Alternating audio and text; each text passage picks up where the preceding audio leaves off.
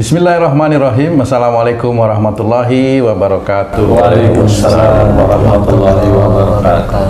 Para pemirsa dan sahabat beriman dimanapun berada, alhamdulillah kita berjumpa lagi di Ustadz Danu Official Channel. Semoga kita selalu dalam lindungan Allah Subhanahu wa Ta'ala. Amin ya Rabbal Alamin. Di video kali ini kita akan ngaji lagi bersama guru kita semua, Pak Ustadz Danu. Assalamualaikum Pak Ustadz. Waalaikumsalam warahmatullahi wabarakatuh. Dan saya tentunya juga ditemani oleh sahabat saya yang setia ini, Bang Jainuddin. Assalamualaikum Bang Jainuddin. Waalaikumsalam Pak Tung. Alhamdulillah. Dan kali ini kita kedatangan tamu dari jauh nih dari keluarga Bapak Ucu ya. Pak Ucu. Assalamualaikum Pak Ucu. Salam. Ibu, assalamualaikum. Salam. Adik, assalamualaikum. Nah, nanti Bapak Ucu ini akan berbagi pengalaman kepada kita. Mungkin Ibu Aas ya? Iya. Ibu Aas, bisa ceritakan sedikit apa yang dialami Putri pada waktu itu, Bu Aas? Pas waktu itu pertama tahun berapa ya, Dek? Pas ini kelas 2 SD. Kelas 2 SD dulu. Umur berapa kira-kira? 8 tahun. 8 tahun ya. Ada benjolan di bawah lidah. Benjolan di bawah lidah. Berarti kalau ngunyah atau makan sesuatu ganggu. Gede apa kecil tuh? Lumayan besar. Lumayan besar. Ganggu ya makan itu. Kereng lah. Oh, itu mah besar banget ya? Iya. Tapi anaknya nggak ngeh gitu. Nggak ngerasa. Nggak sakit. Nggak sakit katanya. Nggak sakit. Terus analisa dokter apa waktu itu? Pas analisanya kanker limfoma. Kalau setelah dibilang kanker tuh gimana tuh perasaan ibu bapak tuh? Shock. Nggak percaya soalnya anaknya nggak ada keluhan. Nggak bilang sakit, nggak apa gitu. Tahu-taunya ketahuan itu nggak sengaja ya, nggak sengaja. Lagi tidur anaknya. Lagi tidur kelihatan gitu ya? Oh gitu. Yang nggak bilang, nggak ngerasa gitu kan. Nggak terasa sakit, nggak apa kan. Karena benjolan itu ibu bapak jadi khawatir sehingga dibawa ke rumah sakit. Setelah ketahuan kanker, dokter suruh apa tuh? Disuruh kemo. Harus di kemo. Sudah di kemo? Enggak. Kok bisa datang ke Pak Ustadz Danu itu ceritanya bagaimana itu dulu? Kebetulan kan saya tiap hari kan nonton YouTube Pak Ustadz gitu. Ada gitu. Karena atas izin Allah aja gitu. Apa ke Pak Ustadz aja kata saya sama bapaknya. Terus kata Pak Ustadz bagaimana waktu itu? Iya, kata Pak Ustadz, ini kan di antara bapak sama ibunya katanya siapa yang suka ada jengkel gitu sama kakek neneknya Anissa gitu. Kata saya gitu. Oh langsung saya sudah paham. Saya yang sering jengkel gitu. Berapa kali bertemu dengan Ustadz Dan? Kalau 3 kali. 3 kali. Dan perubahannya? Alhamdulillah. Pas pertama masih ada benjolan.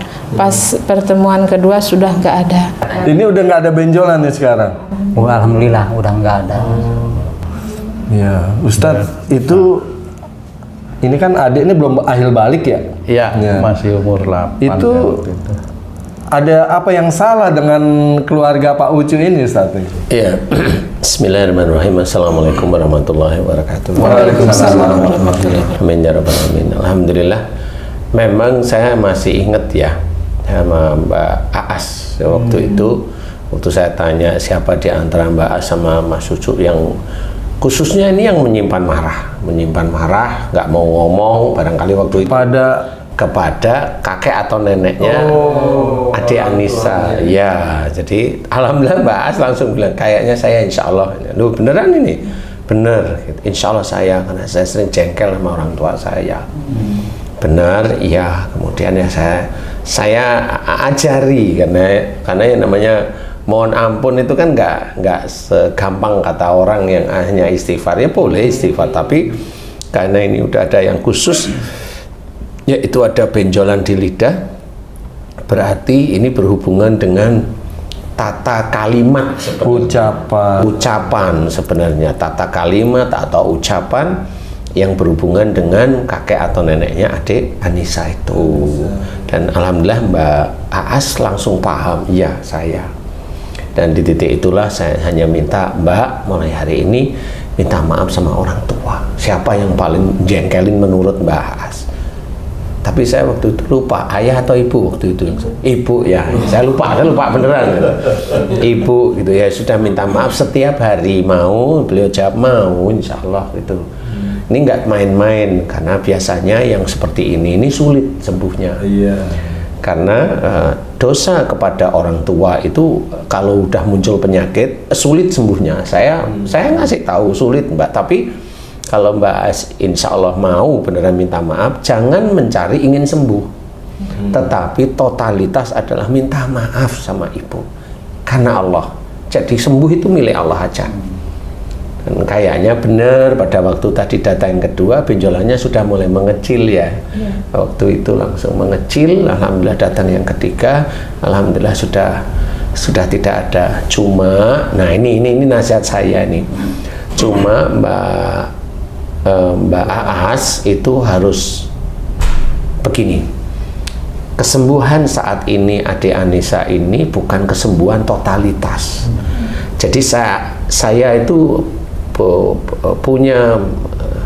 punya analisa. Jadi ibarat kalau adik Anissa ini kena kanker waktu itu seperti air yang ada dalam gelas itu tumpah. Itu penyakit itu air itu tumpah. Paham ya? Masih ada air lagi. Masih ada air dalam gelas. Nah, saat ini kalau penyakitnya hilang, tumpahan air itu memang nggak ada. Tapi masih ada air dalam gelas. Air itu ibarat dosa itu, Pak Ustaz. Saya mengibaratkan air itu sebenarnya dosa. Nah, yang tumpah itu yang dimunculkan oleh Allah Ta'ala itu melalui penyakit. Nah, memang akhirnya ini belum bisa dikatakan sembuh total. Mbak Aas harus selalu minta maaf sama ibunya khususnya ya Mbak ya. Itu terus menerus, walaupun adik Anissa sudah diizinkan sembuh, tetap mohon maaf. Minta maaf, mohon ampun kepada Allah, minta maaf pada ibu, mohon ampun kepada Allah, terus saja setiap hari. Sampai kapan nggak usah dihitung, yang penting itu lakukan terus. Agar dosa yang tadi saya ibaratkan air itu turun terus menerus, Mbak. Nah, kalau ini turun terus menerus, mudah-mudahan nanti adik Anissa itu benar-benar diberi kesembuhan. Amin. Insya Allah seperti itu. Jadi ini nasihat saya. Insya Allah seperti itu. Jadi kalimat yang tidak benar ataupun kalimat yang mengandung marah tetapi didiamkan. Jadi kalau udah jengkel itu udah mau keluar, biasanya keluar dikeluarin, tapi ini yang keluar tapi mau dikeluarin tapi tidak dikeluarkan. Oh, ini yang jengkel ditahan ya? Ditahan tapi sudah di mulut nih rasanya itu, sudah mau gitu. Udah gregetan. Jadi itulah yang insya Allah menjadi munculnya benjolan di lidah. Seperti itu. Jadi bisa aja teman-teman beriman yang lain, sedulur beriman yang lain, kalau ada kasus seperti adik Anissa ini, kasusnya sebenarnya mirip. Insya Allah hanya masalah kalimat yang sebenarnya tidak baik dikeluarkan tapi ditahan. Jadi sudah di mulut nih ceritanya. Nah, itu dimohonkan ampunan kepada Allah. Kemudian kepada siapa kita itu bersalah, minta maaf kepada yang bersangkutan. Nah, alhamdulillah dijawab oleh Allah Ta'ala. Saya hanya memberikan gambaran cara taubatan nasuha itu sebagaimana ya, sama ya, istilahnya benar-benar minta ampun kepada Allah, kemudian minta maaf kepada ibunya Mbak Aas sendiri. Alhamdulillah dijawab oleh Allah Ta'ala. Benjolannya alhamdulillah hilang. Saya mau nanya ke Mbak Aas nih sama Pak Ucu nih. Kalau minta maaf sama orang tua seolah-olah kalimat itu mudah ya. Nah, nggak juga bagi orang lain nih. Jangan-jangan ibunya marah gitu kan. Makanya jangan ngelawan, misalnya seperti itu kan. Nah, ada nggak beban dari Mbak Aas kepada ibunya untuk memohon maaf itu yang menjadi minta maaf nggak ya? Gimana ya? Gitu segala macam. Kalau saya enggak, udah paham pas kan sering lihat nonton Pak Ustadz, jadi udah paham. Kebetulan kan ibu sendiri, jadi nggak ada sungkan, nggak ada beban gitu. Langsung gimana ya, perasaan langsung los gitu, langsung los ikhlas. Pokoknya takut akan dosa, takut dosa. Kalau Pak Ucu nih melihat istri seperti itu, mempunyai salah dengan ibu, apa yang dilakukan Pak Ucu nih? Men-support aja. Udah paham bahwa dia suka jengkel sama orang tua, tapi takut dosa melawan gitu kan. Nah, diem, yang diem itu yang itunya kata Pak Ustadz. Iya, tapi jengkel, diem, nggak ngelawan itu, diem, takut dosa. Tapi tetap marah gitu ya? Iya, ternyata lebih bahaya gitu kan. Lebih bahaya yang didiam itu. Pak Ucu sering nasihati istri tiap hari ya? Dan udah paham gitu. Oh, itu dosa saya. Anak gini, penyakit kayak gini dosa saya, yaitu udah langsung paham aja gitu. Alhamdulillah. Berkat Pak Ustadz. Intinya kalau di lidah itu akan berhubungan dengan kalimat ucapan ya.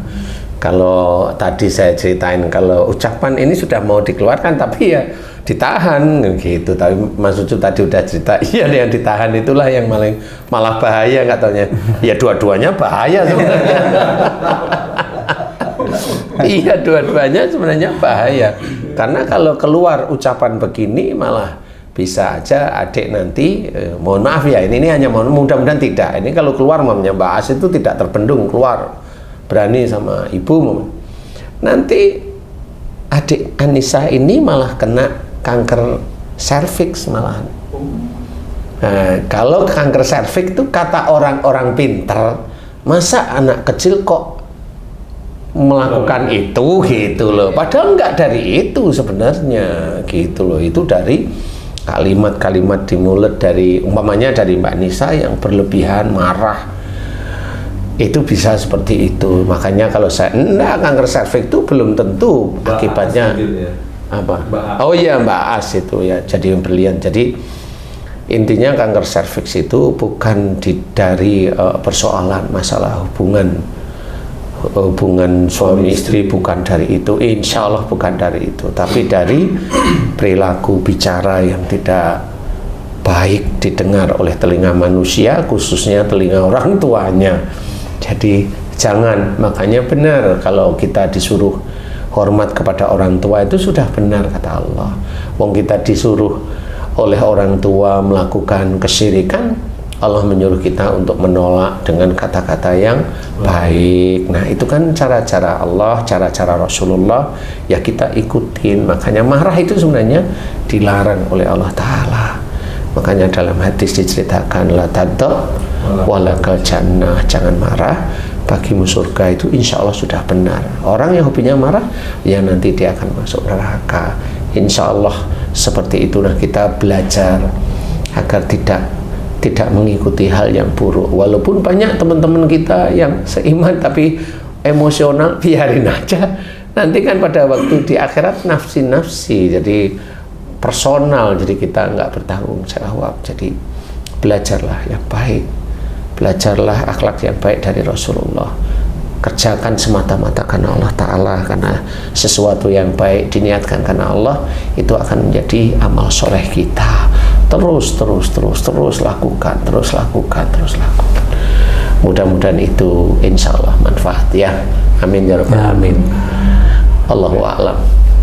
Alhamdulillah. Terima kasih banyak Pak Ustadz penjelasannya. Pak Ucup, terima kasih banyak ya kehadirannya Ibu Dek Anissa. Senyum, waduh senyumnya cakep. Baik para pemirsa dan sahabat beriman dimanapun berada, demikian tadi video kami kali ini. Banyak sekali analisa, kemudian juga sebagian ada nasihat yang diberikan oleh guru kita Pak Ustadz Danu. Mudah-mudahan bisa bermanfaat khusus bagi pemirsa yang punya penyakit yang sama. Mudah-mudahan ini bisa memberikan kekuatan ya untuk banyak-banyak mohon ampun kepada Allah Subhanahu wa taala.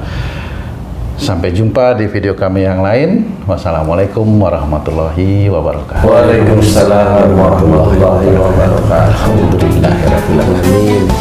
Alhamdulillah.